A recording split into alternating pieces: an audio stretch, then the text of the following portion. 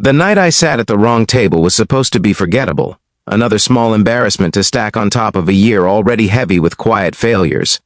Instead, it became the moment my life tilted in a direction I never saw coming, because sometimes destiny doesn't knock politely, it waits silently across from you, watching, until you finally look up and realize your heart has already answered a question your mouth was too afraid to ask.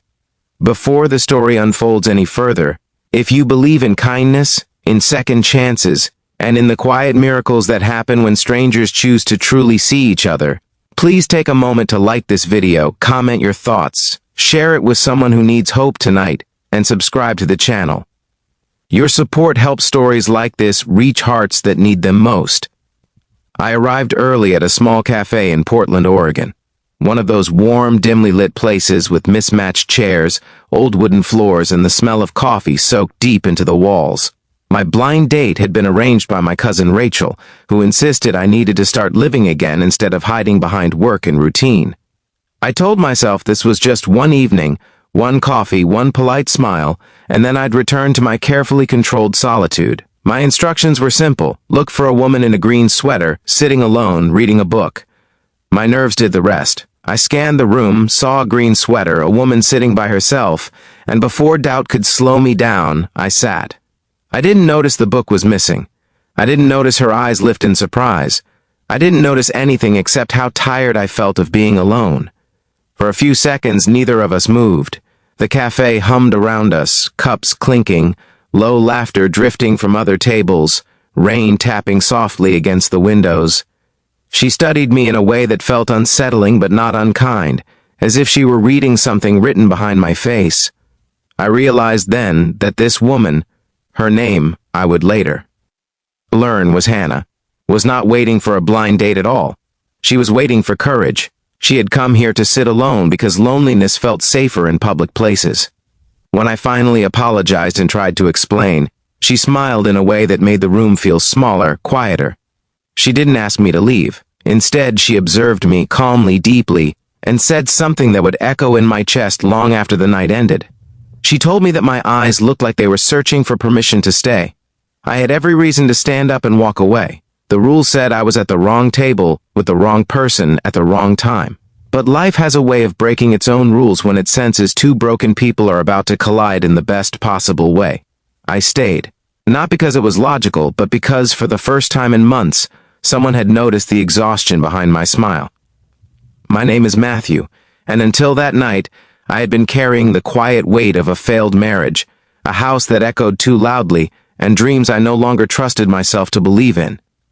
Sitting there, across from Hannah, I felt exposed and strangely understood, without having said a single honest thing yet.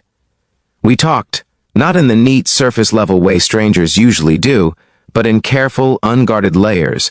She shared how she'd moved to Oregon after her fiancé, Caleb, passed away in a highway accident 2 years earlier, how she hadn't gone on a date since, how sitting alone in cafes made her feel close to the life she once imagined without forcing her to participate in it. I found myself opening up about my divorce, about the guilt of leaving something broken instead of fixing it, about how silence had become my closest companion. The cafe lights dimmed further as the evening passed, and outside the rain grew heavier, as if the world itself was leaning in to listen.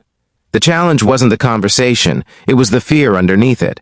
Every word felt dangerous, like stepping onto thin ice. I kept reminding myself that this wasn't my date, that I was borrowing time from a stranger who owed me nothing.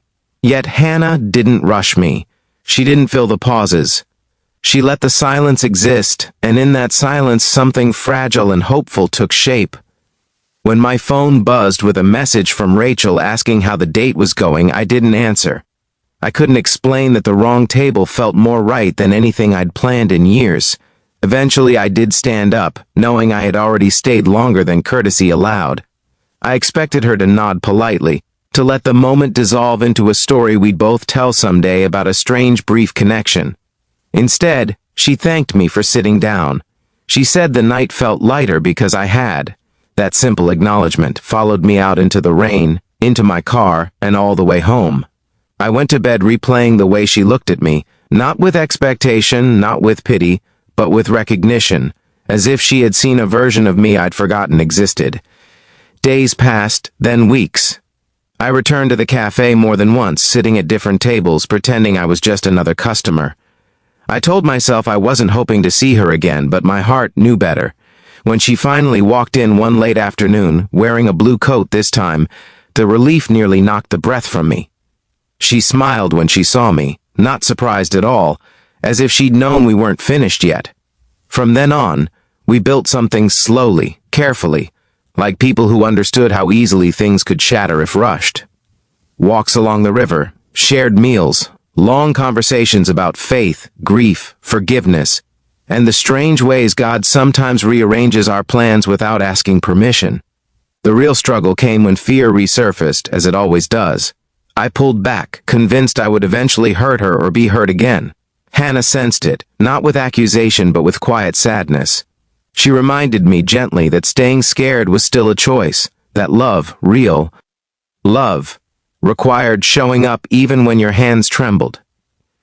I wrestled with that truth alone, praying for clarity, asking God why He would lead me to someone through a mistake if it wasn't meant to last.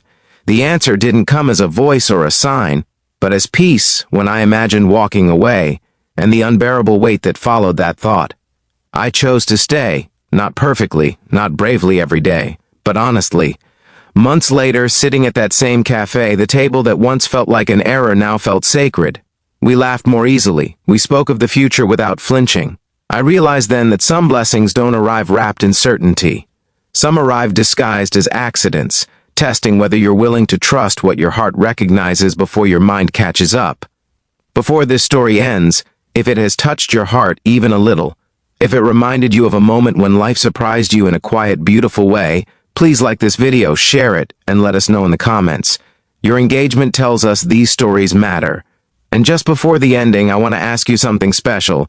Please comment below if you believe that some meetings are guided, even when they seem like mistakes at first. I never went on that blind date. I never met the woman in the green sweater I was supposed to meet, but I found something far greater than what I was searching for. I found proof that God sometimes seats us at the wrong table so we can finally meet the right person. And every time I look into Hannah's eyes now, I remember the night she saw my longing before I had the courage to admit it myself, and chose to let me stay.